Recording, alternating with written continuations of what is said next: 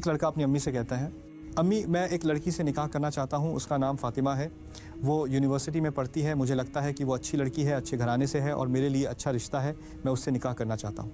अम्मी जवाब देती हैं, हाँ बेटा बिल्कुल, फ़ातिमा मैं तो उसे अपनी बेटी की तरह रखूँगी, अगर तुम्हें पसंद है तो मुझे भी पसंद है, जो मेरे बेटे को पसंद वही मुझे पसंद।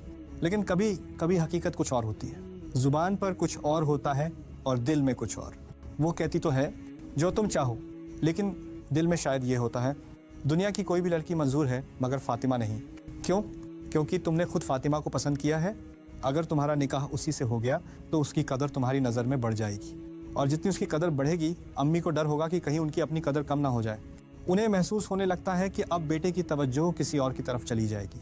कुछ लोगों के लिए उनकी सबसे बड़ी खुशी ये होती है कि उनका बेटा उनसे बहुत जुड़ा हुआ है। फिर जब बेटा किसी लड़की को पसंद करता है तो उन्हें ऐसा लगता है जैसे उनकी जगह कोई और ले रहा है, और यही एहसास कभी कभी दिल में जलन या बेचैनी पैदा कर देता है।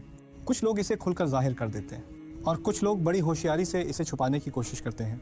यहीं से कई रिश्तों का इम्तिहान शुरू होता है।